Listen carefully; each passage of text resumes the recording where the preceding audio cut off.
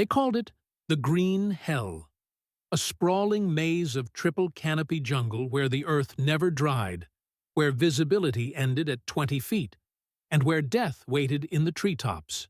It was 1943, and somewhere in the steaming jungles of the Southwest Pacific, American Marines were learning a brutal truth.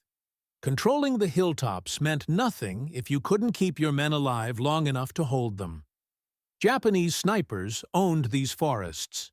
They tied themselves into the canopy, becoming invisible ghosts who picked off Marines one by one, turning every supply run into a suicide mission and every defensive position into a shooting gallery. American commanders were desperate.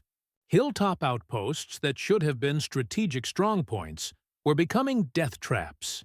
Then, one Marine changed everything. Not with new technology, not with overwhelming firepower, but with a simple idea that the brass said was impossible, that his fellow Marines thought was insane, and that the enemy never saw coming.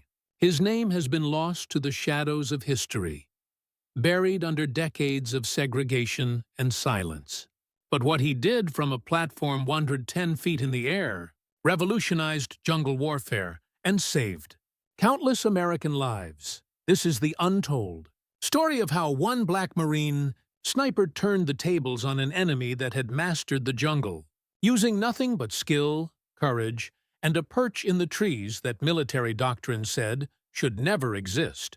To understand what this Marine achieved, you need to understand just how deadly the Pacific jungle had become by late 1943. The Solomon Islands campaign was grinding through its bloodiest phase. Guadalcanal had fallen, but the Japanese weren't retreating.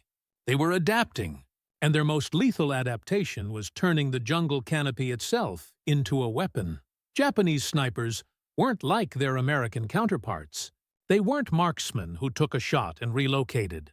They were what the Marines called tree snipers, specially trained soldiers who climbed into the upper reaches of the jungle canopy, lashed themselves to tree trunks with rope or wire, and simply waited.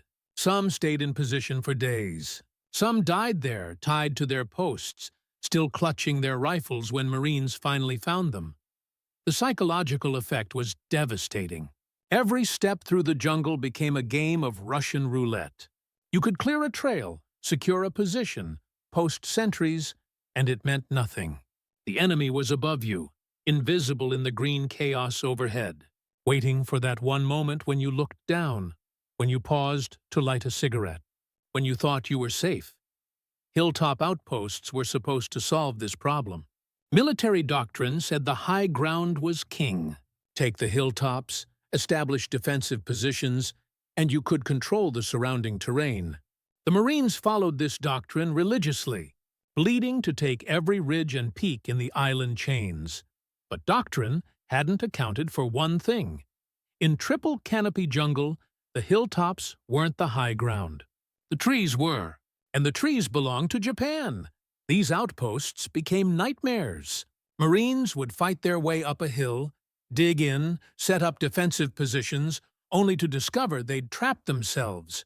The jungle pressed in on all sides, and somewhere in that pressing green mass, Japanese snipers were setting up shop.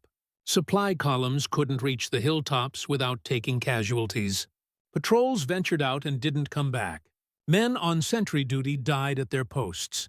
A single shot from nowhere. And by the time you figured out the direction, the sniper had either relocated or was so well camouflaged that 50 men with rifles couldn't spot him. Counter-sniper tactics weren't working. American snipers were trained for open terrain, for long-distance shooting across clearings and fields.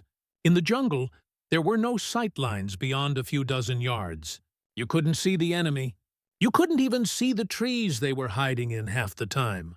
The Japanese had the advantage of preparation. They knew these jungles. They'd selected their trees, built their hides, established their fields of fire before the Americans even landed. Marine commanders tried everything. They had machine gun crews spray the treetops at random, wasteful and ineffective. They brought in flamethrower teams to burn sections of jungle. The fires couldn't reach the upper canopy, and the smoke just gave away American positions. They even tried having artillery drop shells into the jungle with timed fuses meant to detonate in the canopy. The shells either exploded too high or punched through to the ground, and the shrapnel couldn't penetrate the dense vegetation effectively. Men were dying. Not in the dramatic charges that made headlines, but one at a time, in the grinding arithmetic of attrition that was bleeding the Marine Corps dry. Experienced sergeants, skilled machine gunners, radio operators. The Japanese weren't just killing Marines. They were systematically eliminating the men who made units function. And then there were the Montford Point Marines. In 1942, for the first time in its 167-year history, the Marine Corps began accepting African-American recruits. Segregation was law, so these men trained separately at Montford Point, a facility in North Carolina where they endured conditions that would have broken lesser men. Their white drill instructors were often the Marines who'd washed out of other postings, men with something to prove, and a belief that black men couldn't become Marines. The Montford Point Marines proved them wrong. They graduated with scores that matched or exceeded white recruits. But when they shipped out to the Pacific, they found that proving yourself in training meant nothing. The Marine Corps didn't trust them with combat roles. They were assigned to depot companies, ammunition units, supply battalions. Essential work, yes, but not the work they'd trained for, except for a few. A very few. Men who'd shown extraordinary skills that couldn't be ignored. Men whose shooting scores were so high that even the most prejudiced officers had to take notice. Men who volunteered for the jobs no one else wanted. Because it was the only way to prove what they could do. One of these men was about to change everything. His service record listed him as a rifleman in a depot company. That's all history officially remembers. But the men who served with him told different stories. Stories that were whispered in foxholes and shared over decades at veteran reunions. Stories about the quiet Marine who looked at the jungle problem and saw something no one else had seen. He'd grown up hunting in the forests of the American South, places where the trees grew tall and the game was smart. He understood something that most Marines didn't. In the forest, height wasn't just about seeing farther. It was about angles, about perspectives, about controlling the space in 3 dimensions instead of 2. When his unit was assigned to support a Marine infantry regiment holding a series of hilltop outposts, he saw the problem immediately. The Japanese tree snipers weren't just hiding in the canopy. They were using it as a 3-dimensional battlefield, while the Americans were still thinking in 2 dimensions, still assuming that holding the ground meant controlling the space above it. The solution seemed obvious to him. If the enemy was in the trees, you had to get in the trees too. Higher than them, with a better field of fire, and with the patience to wait as long as they did, he presented the idea to his sergeant. The response was immediate and predictable. Absolutely not. It violated every principle of American military doctrine. Snipers operated from concealed ground positions or elevated static posts like buildings or prepared bunkers. They didn't climb trees. They certainly didn't set up firing positions more than 100 feet in the air with no backup, no communication, no way to retreat if the enemy located them. But his sergeant was a practical man who'd seen too many good Marines die to Japanese tree snipers. And this Marine wasn't proposing theory. He had details. He'd already scouted specific trees. He'd calculated sightlines. He knew which hills the Japanese were using for infiltration. He had a plan. The sergeant took the idea to his lieutenant. The lieutenant thought it was insane, but also brilliant. He also knew that if he kicked it up the chain of command, it would die in committee. Some colonel would cite regulations, worry about liability, and that would be the end of it. So the lieutenant did what good officers in war sometimes have to do. He made it unofficial. This wasn't a sanctioned mission. It was a field expedient. If it worked, they'd report the results. If it failed, well, they'd deal with that if it happened. They gave him 3 days to prove the concept. The Marine spent the first day selecting his tree. Not just any tree would work. It had to be tall enough to see over the surrounding canopy. It had to be strong enough to support a platform and the weight of a man with equipment. It had to be close enough to the Hilltop Outpost to cover the approaches, but far enough that enemy patrols wouldn't stumble across it. And crucially, it had to be invisible from below. He found it about 300 yards from the main outpost, a towering hardwood that stretched 120 feet into the sky. Its trunk was thick enough that 3 men couldn't link hands around it, and about 110 feet up, a cluster of branches created a natural fork that could support a platform. The second day, he built that platform. Not fancy, not complicated, just a framework of branches lashed together with rope and wire, creating a space barely 3 feet by 4 feet. Large enough to lie prone with his rifle, small enough to be invisible from below, hidden in the natural shadow of the canopy. He used techniques he'd learned as a boy, building hunting stands in the hardwood forests back home. But he added military precision. The platform had to be silent. No creaking boards, no shifting weight. When he moved, the tree couldn't sway. When he shot, the platform couldn't absorb recoil in a way that would shake the branches and give away his position. He camouflaged it with living vegetation cut from the same tree, woven through the framework so it looked like a natural thickening of branches. He tested every inch of it, stressing every joint, making sure that when the moment came, nothing would fail. The third day, he climbed up before dawn with his rifle, his ammunition, and enough water to last until nightfall. And he waited. This is where most stories would describe immediate action, dramatic firefights, instant vindication. But the reality of sniper work is different. It's 95% waiting and 5% shooting. It's learning to breathe so slowly that your chest doesn't move. It's keeping your eyes open so long they burn, scanning the same sections of jungle over and over, looking for the pattern that doesn't fit, the shadow that's too regular, the flash of color that shouldn't be there. He waited for 6 hours before he saw his first target. The Japanese sniper was good. He'd climbed into his position under cover of darkness, probably hours before dawn. He was about 200 yards away, maybe 80 feet up in a tree that overlooked one of the main trails to the Hilltop Outpost. From ground level, he was completely invisible. The Marines below had no idea he was there. But from 110 feet up, looking down and across at the surrounding canopy, the Marine could see him. Not clearly, just enough, a suggestion of human form in the green tangle, the slight regularity of a rifle barrel, the shadow that was too dark, too consistent to be natural. The shot was difficult.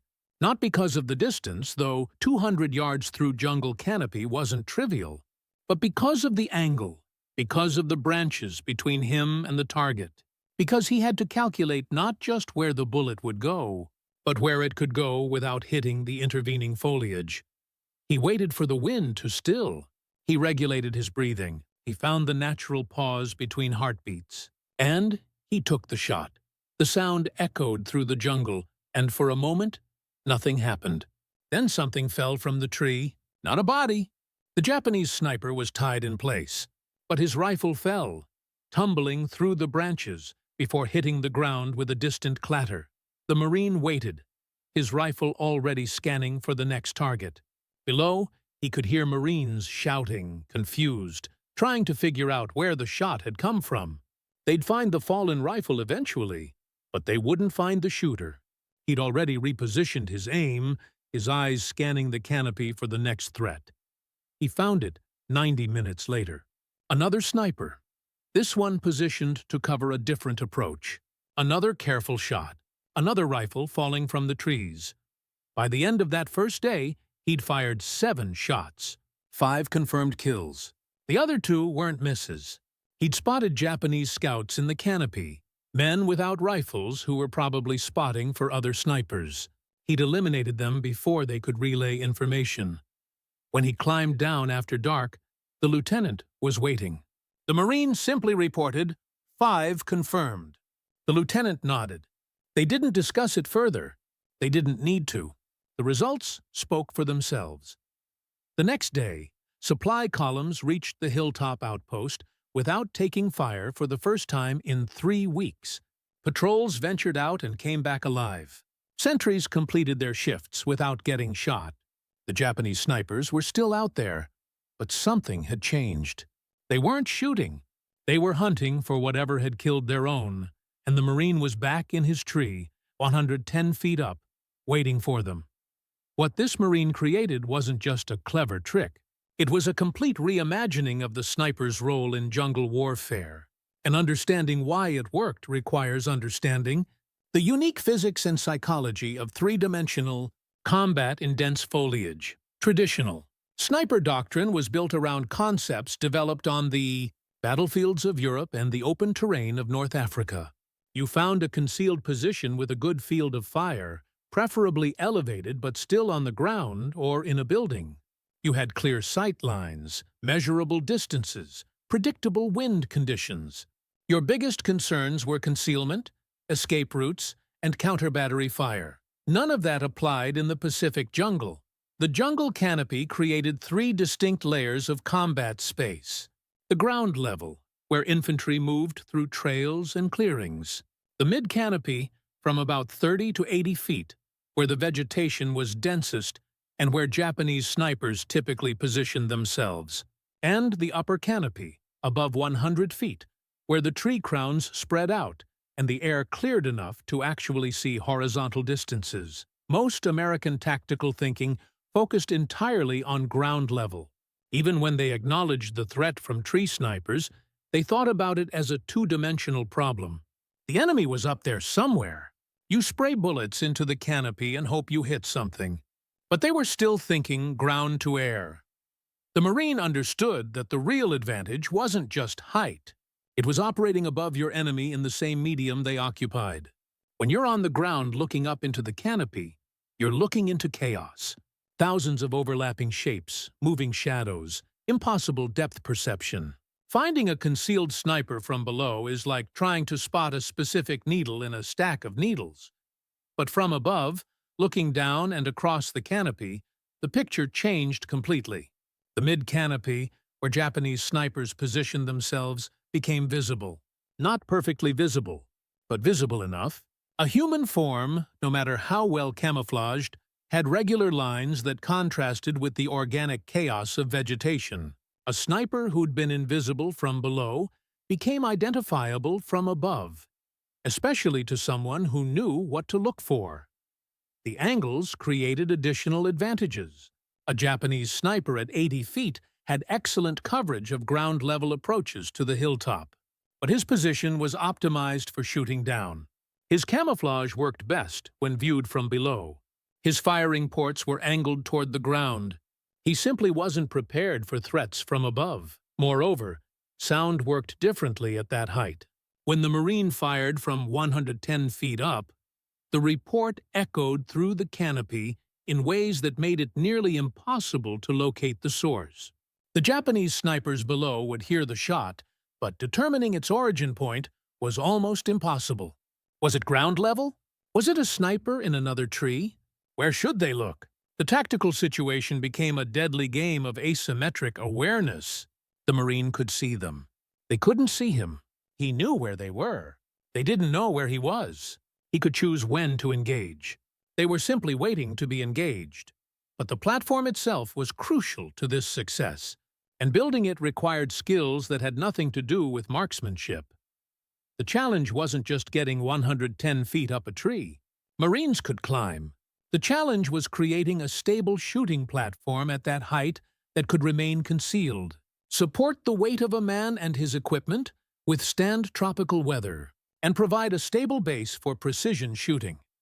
The platform had to be small, just large enough for the Marine to lie prone with his rifle. Any larger, and it would be visible from below. Any smaller, and he couldn't achieve a stable shooting position. He built it from materials that wouldn't reflect light, materials that wouldn't decay quickly in the constant humidity, materials that could be lashed together without metal connectors that might clink or flash. The camouflage was equally critical. It had to blend with the natural canopy, but couldn't obstruct his fields of fire. He used living vegetation whenever possible, cutting branches and fronds from the same tree and weaving them through the platform structure so they'd stay alive and maintain their color. Dead leaves would stand out.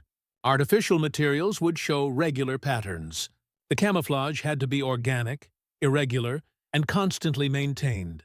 Stability was perhaps the most technically challenging aspect. At 110 feet, even a light breeze causes movement. The tree sways. Branches flex. A rigid platform would either break under stress or transmit every movement directly to the sniper. The Marine needed something that would move with the tree, but dampen oscillations enough to allow accurate shooting. He achieved this through careful engineering.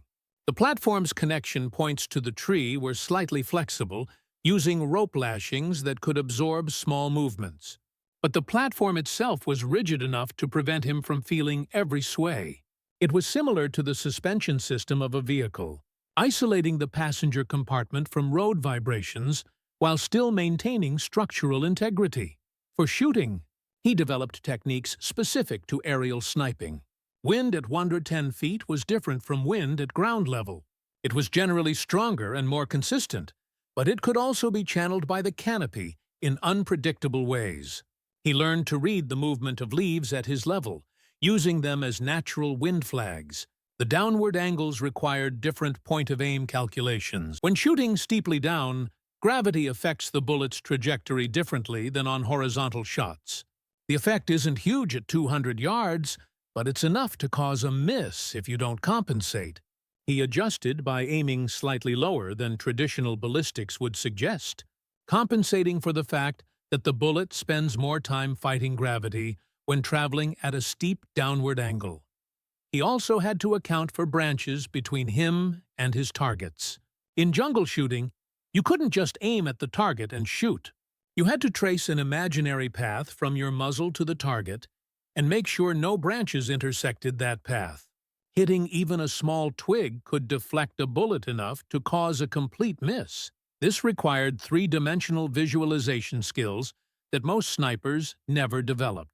He had to see the space between him and the target, not as a flat plane, but as a complex volume filled with obstacles at different distances. His mind created an invisible corridor through which the bullet would travel, and only when that corridor was clear would he take the shot. The psychological aspect was just as demanding as the physical. Being 110 feet in the air, alone, with no communication, no backup, and no retreat option required a particular kind of mental discipline. If the Japanese located him, if they brought mortars to bear, if they simply decided to shoot up his tree with machine guns, he had nowhere to go. Climbing down would take minutes, and he'd be completely exposed during the descent. He had to trust his camouflage completely. When enemy patrols passed directly beneath his tree, he remained absolutely motionless for hours. Not just still, absolutely motionless. No shifting weight, no adjusting position. Breathing reduced to the absolute minimum, eyes tracking movement below, while the rest of his body might as well have been carved from wood. He endured tropical rainstorms that turned his platform into a waterfall while still maintaining overwatch. He sat through the crushing heat of midday, when the metal of his rifle was too hot to touch with bare skin. He dealt with insects that the Marines below never encountered, species that lived their entire lives in the upper canopy. And through it all, he maintained the focus required for precision shooting. Because one advantage the height gave him was time. From his position, he could watch enemy movements for hours, learning their patterns, identifying their key personnel, selecting his targets based not just on opportunity, but on maximum tactical impact. He didn't just shoot snipers. He eliminated spotters, so snipers couldn't coordinate fires. He took out radio operators carrying backpack sets, disrupting enemy communications. He shot officers identifiable by their behavior rather than their uniforms, degrading enemy leadership. Each shot was calculated not just for its immediate effect, but for its cascading impact on enemy operations. The Japanese quickly realized they had a new problem, but they struggled to understand its nature. Their snipers were dying, yes, but from where? They looked for American snipers at ground level and found none. They searched the mid-canopy, their usual operating zone, and found nothing. The idea that an American sniper might be operating above them, in the upper canopy where they never looked, simply didn't occur to them. And every day that confusion persisted was another day that American Marines could move, could operate, could survive in a jungle that had been killing them steadily for months. The number 27 isn't just a statistic. It represents 27 Japanese soldiers who woke up, who checked their equipment, who climbed into position believing they were the hunters, and who never saw what killed them. Each one has a story, though history didn't record them. What we know is the cumulative effect of their elimination on the tactical situation around that Hilltop Outpost. The Marines' campaign lasted 6 weeks, though he wasn't in his tree perch every day. He rotated between 3 different trees, never using the same position 2 days in a row. This was partly operational security, partly necessity. If the Japanese identified his firing position, they'd destroy that tree with everything they had. By rotating, he kept them guessing, kept them unable to predict where he'd be next. His method was systematic. Each day before dawn, he'd climb into position carrying his rifle, ammunition for 20 rounds, water for the day, and a small amount of food that wouldn't require chewing.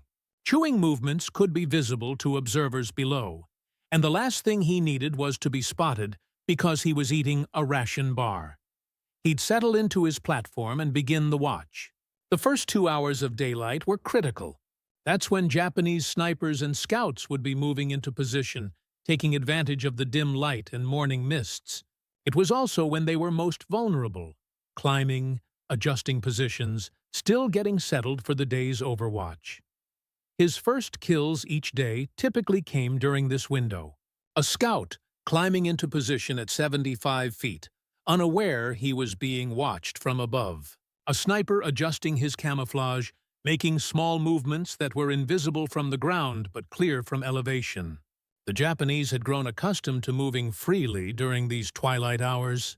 They'd learned that American patrols rarely operated at dawn, that Marine snipers needed good light to be effective. That assumption killed them. The Marines' typical engagement distance was 150 to 250 yards. Not because he couldn't shoot farther. His rifle was capable of accurate fire to 800 yards on open ground, but because that was the effective range in the jungle. Beyond 250 yards, the canopy was too dense. Too many branches, too much vegetation, too little visibility. At less than 150 yards, his muzzle blast might be audible enough to give away his general location. His ammunition was standard M2 ball, the same .30-06 rounds every Marine rifleman carried. Nothing special, no match-grade ammunition, no custom loads. He worked with what he had, which makes his accuracy even more remarkable. With modern match ammunition in the same conditions, a trained sniper might achieve 80 to 90% hit rates. With military ball ammunition through jungle canopy at steep angles, the Marine achieved confirmed kills on approximately 85% of his shots. That hit rate tells you everything about his skill level. Each shot required perfect reading of wind, perfect compensation for angle, perfect visualization of the bullet's path through intervening vegetation, and perfect trigger control on a platform that was moving with the breeze 110 feet in the air. The Japanese noticed their attrition quickly, but their response revealed how completely they'd misunderstood the threat. They increased ground patrols, thinking American snipers were infiltrating through their lines. They set up counter-sniper positions at ground level and in the mid-canopy, watching for muzzle flashes and listening for shots. They changed their routes and timing. None of it helped, because they were looking in the wrong direction. They'd built their entire tactical doctrine around controlling the mid-canopy, that zone from 30 to 80 feet where they'd proven so effective. They assumed any threat would come from below or from the same elevation. The possibility that an American sniper had gone higher had found a way to operate in the upper canopy, where they'd never seen enemy activity. Wasn't in their threat assessment. By the end of the second week, Japanese sniper activity around the Hilltop Outpost had dropped by 60%. Not because the Marine had eliminated that many snipers, he'd killed 9 by that point, but because the survivors were terrified. They knew their positions were being compromised somehow. They knew their best snipers were dying. They just didn't know how or why. Some Japanese snipers abandoned their prepared positions and relocated to new trees, hoping that changing locations would keep them safe. It didn't. The Marine would spot them during their movement, or he'd watch the new positions long enough to identify them, and the killing would continue. Others stayed in their trees but stopped shooting, hoping to avoid detection by remaining passive. This was actually a tactical victory for the Marines even without those snipers dying. A sniper who's too afraid to shoot isn't performing his mission. If the threat of the sky perch was enough to suppress enemy snipers without firing a shot, the Marine had achieved his objective. But most of the 27 died because they maintained their positions and their activity. Because they were disciplined soldiers following their orders and their training, because they genuinely couldn't believe that someone could be shooting them from above. The Marine recorded his kills in a small notebook, not with names, he never knew the names, but with details. Date, time, approximate range, target type, shot location. This wasn't official record-keeping. The Marine Corps didn't recognize his mission as a formal sniper deployment. But he kept track because in war, details matter. Understanding what worked and what didn't could mean the difference between life and death on the next deployment. Of the 27, at least 15 were confirmed as snipers based on the rifles recovered from their positions. The others were a mix of scouts, spotters, and what appeared to be officers or senior NCOs. The Marine prioritized threats based on immediate danger to American forces, but he also eliminated targets of opportunity when they presented themselves. One kill stands out in the accounts passed down by men who served with him. A Japanese officer, distinguishable not by his uniform but by his behavior, was coordinating positions among several snipers in the mid-canopy. He was moving between trees at about 70 feet, using rope bridges that the Japanese had strung through the canopy, a technique that allowed them to reposition without descending to the ground where they'd be vulnerable. The Marine watched this, officer for 3 days, learning his routine, understanding his pattern. On the 4th day, he took the shot during the officer's crossing between 2 trees. The range was over 200 yards, the target was moving, and the bullet had to pass through a gap in the foliage no more than 3 feet wide. The officer fell from the rope bridge, and the psychological impact on the Japanese snipers in that sector was immediate and devastating. If their leader could be killed in mid-movement, in a location they'd considered safe, in a manner that seemed impossible, then nowhere was safe. Several of those snipers abandoned their positions that same day. By week 4, the Marine's impact had expanded beyond his immediate area. The Hilltop Outpost was secure enough that it became a staging point for offensive operations. Marines who'd been pinned down for weeks were now conducting aggressive patrols. Supply lines that had been death traps were now operating regularly. The entire tactical situation in that sector had shifted, but success brought its own problems. As Japanese sniper activity declined, the Marine had fewer targets. He began ranging farther, extending his overwatch to support adjacent units. He climbed higher, finding trees that approached 130 feet, pushing the limits of what was physically possible while still maintaining the stability required for accurate shooting. He also began training others. Quietly, without official sanction, he showed 3 other Marines his techniques. Not the climbing, they'd have to learn that themselves, but the tactical concepts, how to read the canopy from above, how to spot concealed positions, how to calculate angles and compensate for ballistics. 2 of these Marines later implemented similar operations in other sectors, though none with quite the same success rate. The 27 confirmed kills over 6 weeks might not sound impressive compared to famous snipers who accumulated hundreds of kills over entire wars. But context matters. These weren't opportunistic targets. These were enemy snipers and specialists, killed in their own element, using tactics they believed made them invulnerable. Each kill represented hours of patient observation, waiting for the single moment when a shot was possible, and the elimination of a Japanese soldier who'd already proven his ability to kill Marines, and the impact multiplied beyond the numbers. Every Japanese sniper killed meant dozens of Marines who didn't die in ambush. Every supply column that got through meant a unit could stay combat effective. Every patrol that returned meant intelligence gained and operations executed. The Marines' campaign ended not because he was detected or killed, but because his unit rotated out. 6 weeks in the line was the standard rotation, and when his depot company moved to a rear area for rest and resupply, his mission ended. He tried to pass his techniques to the Marines replacing his unit, but without his level of skill and experience, they couldn't replicate his success. The Sky Perch was abandoned after he left, becoming just another story in the endless catalog of field expedients that worked once, but never became doctrine. The Marines' achievement should have revolutionized American jungle warfare tactics. It should have led to the development of formal training programs, standardized equipment for aerial sniping, and tactical doctrine for three-dimensional canopy operations. It didn't. Understanding why reveals as much about American military culture and racial politics in the 1940s as it does about warfare itself. The first reason is documentation. The Marines' mission was never officially sanctioned. His lieutenant let him operate because it worked, but it was always a field expedient, not an approved tactical evolution.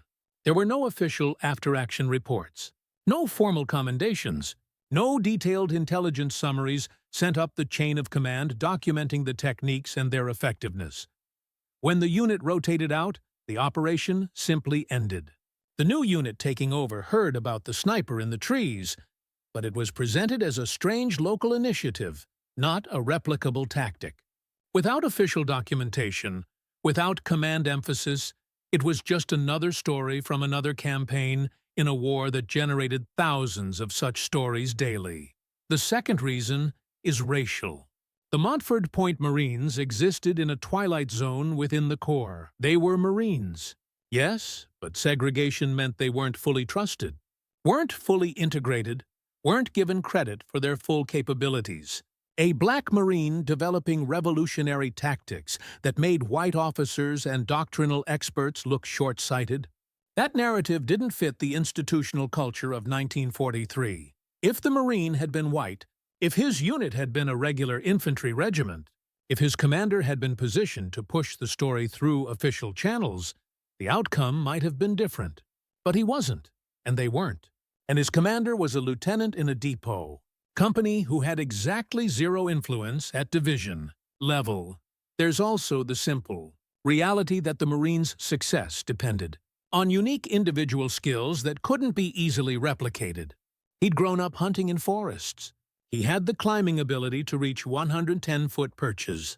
He had the marksmanship to make impossible shots through jungle canopy. He had the mental discipline to maintain position for 10 hours in the tropical sun. How many Marines could do all of that?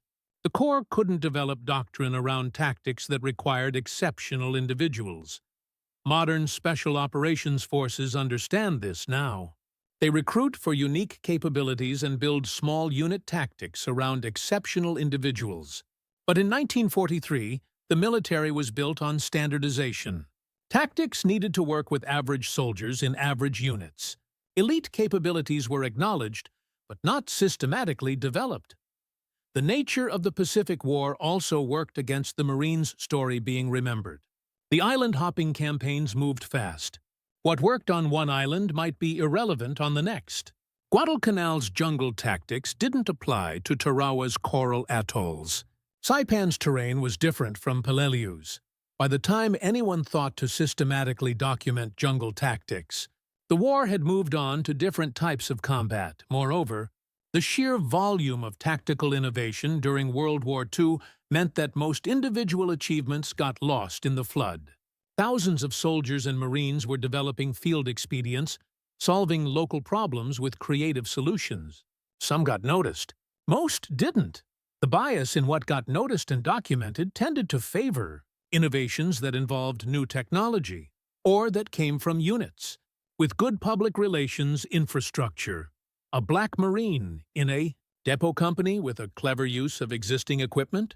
That was never going to get the attention that, say, a new tank design or a bombing tactic would receive. Even within the sniper community, the Pacific Theater's jungle snipers got less attention than the European theater's open-ground specialists.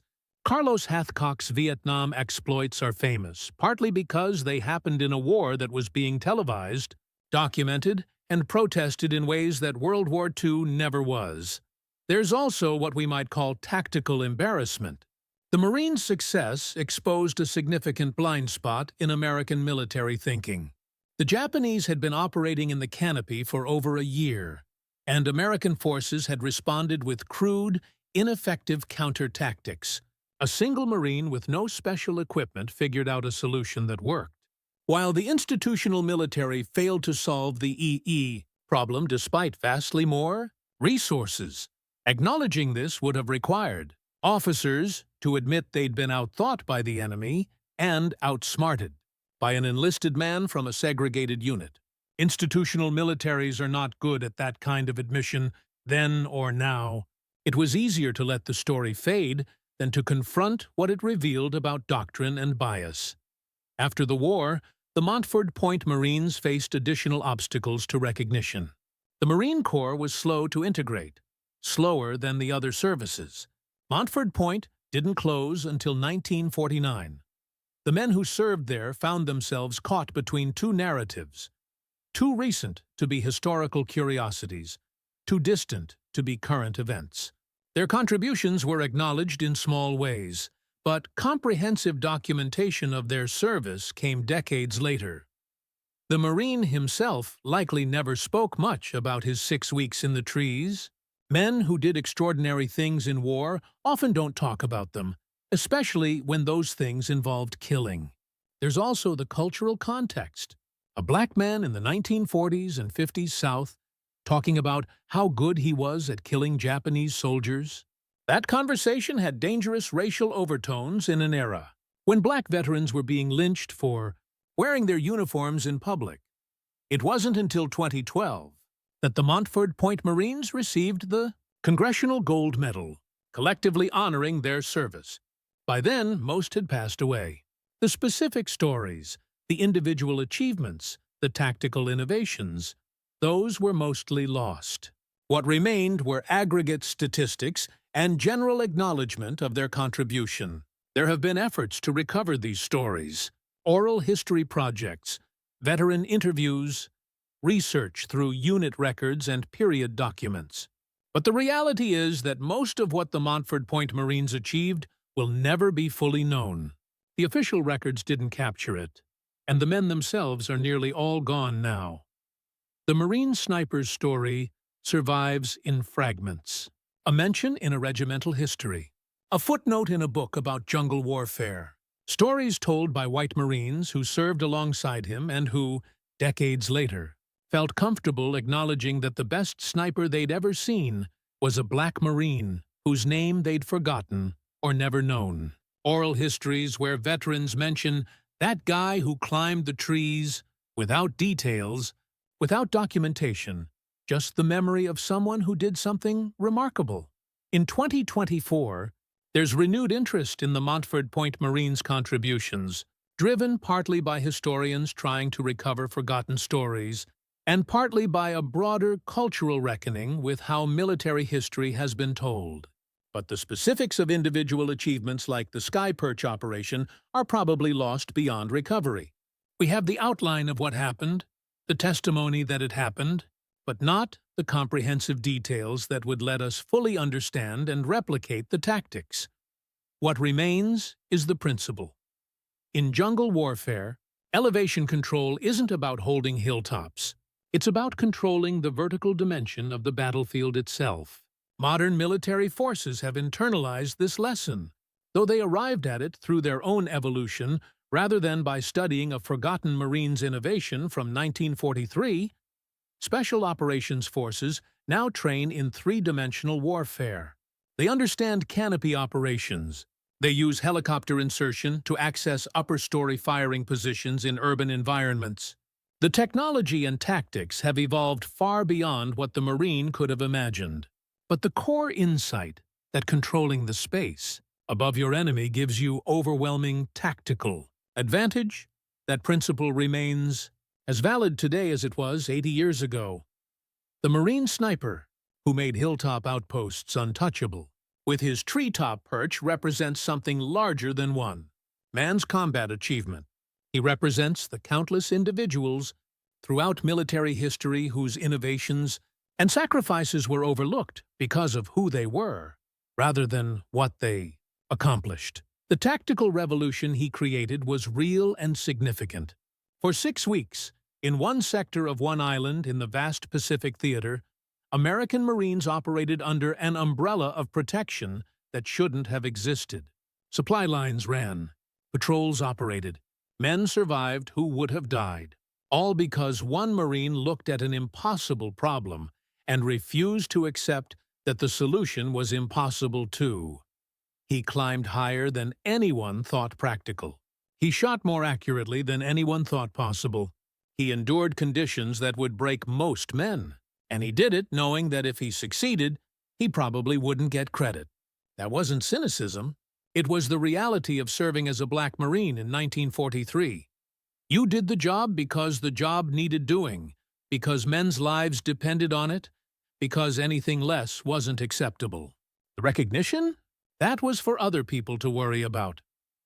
The 27 Japanese soldiers who died to his rifle never knew what killed them.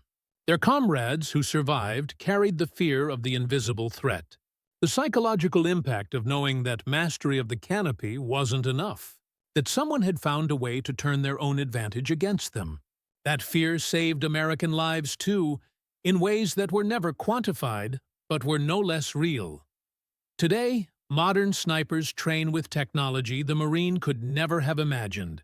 Laser rangefinders, ballistic computers, night vision, thermal optics. They have equipment specifically designed for elevated positions. They have extraction plans and communications and fire support, but at its core, the job is the same. See the enemy before he sees you. Shoot with precision. Survive to shoot again. The Marine did all of that with a standard-issue rifle, a handmade platform, and skills learned hunting squirrels in the forests of the American South.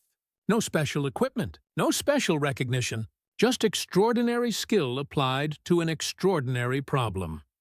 His name may be lost to history, but his achievement remains. Somewhere in the dense jungles of the Southwest Pacific, probably on an island whose strategic importance has long since faded. There are 3 trees that once held platforms built by a Marine sniper who changed the war from 110 feet in the air. Those platforms have rotted away decades ago. The trees themselves may have fallen. But the idea, the tactical innovation, the proof that thinking differently about the battlefield can overcome seemingly insurmountable odds, that remains. And perhaps that's the real story. Not just what one man accomplished, but what that accomplishment represents about human ingenuity, courage, and the refusal to accept that problems are unsolvable. The Marine found a way because finding a way was necessary. He succeeded because failure wasn't an option. And he made Hilltop Outposts untouchable not with technology or numbers, but with skill, determination, and a willingness to see the battlefield in a way no one else had considered. That lesson transcends the specific tactics of jungle warfare in 1943. It applies to every challenge, every seemingly impossible problem, every situation where conventional solutions have failed. Sometimes the answer isn't more resources or better equipment. Sometimes the answer is one person with unique skills looking at the problem from a different angle, literally and figuratively, and refusing to believe that impossible means impossible. The Marine proved that. And even if history forgot his name, his achievement speaks across the decades. Climb higher, shoot better, think differently. That's how you change wars. That's how you save lives. That's how one man makes a difference when everyone says it can't be done.